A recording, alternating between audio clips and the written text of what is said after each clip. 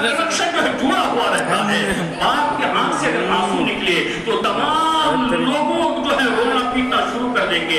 ایک طرف ماں رو رہی ہے, ایک طرف بہن رو رہی ہے, گھر سے باہر بھائی باہر جا رہا ہے. میرے دوستو, یہ ماں اپنی ممتا کو کیوں قربان کر رہی ہے؟ وہی تو ماں تھی. ایک مہینہ پہلے کڑاکی کی سردی پڑ رہی تھی. حضرات, ماں جب گھر میں ہوتی ہے بچوں کی پرورش کس طرح سے کرتی ہے.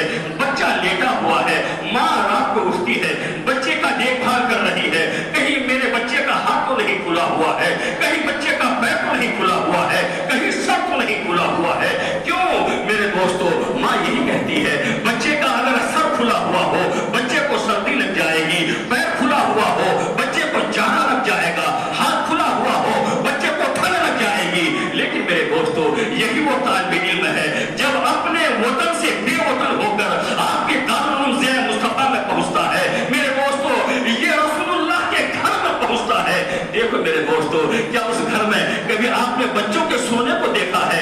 آپ نے بچے کے بسترے کو دیکھا ہے؟ آپ نے دیکھا کیا ہر بچے کے پاس چارپائی ہے؟ نہیں میرے دوستو, بچے کا بسترا اس طرح سے ہے کہ بالکل بچھا ہوا ہے. میرے دوستو, کسی کے پاس رضائی صحیح ہے, کسی کے پاس نہیں ہے, کسی کے پاس کمبل ہے, کسی کے پاس صحیح سے کمبل نہیں ہے, اوڑھنا نہیں ہے صحیح سے, بچھونا نہیں ہے صحیح سے. لیکن میرے دوستو, ہم برادر طریقت پرنسپل دارالعلوم حاضہ سے پوچھے کہ حضرت یہ فرمائیں کہ سال میں کتنے بچے بیمار ہوتے ہیں؟ یہی بچے جب اپنے گھر میں رہا کرتے تھے تو اگر ہاتھ باہر ہوتا تھا انہیں سردی لگ جاتی تھی, جب سر کھلا ہوتا تھا انہیں نزلہ زکام کے یہ شکار ہو جایا کرتے تھے. آپ کے مدرسے میں 2 سال سے رہ رہا ہے, 2 سال میں کئی دفعہ بیمار ہوا ہے, تو قاری صاحب قبلہ یہی بتائیں گے کہ نہیں, جب سے ہمارے مدرسے میں آیا ہے یہ کبھی بیمار نہیں ہوا ہے, اسے سردی نہیں لگی ہے, اسے نیمونیا نہیں ہوا ہے,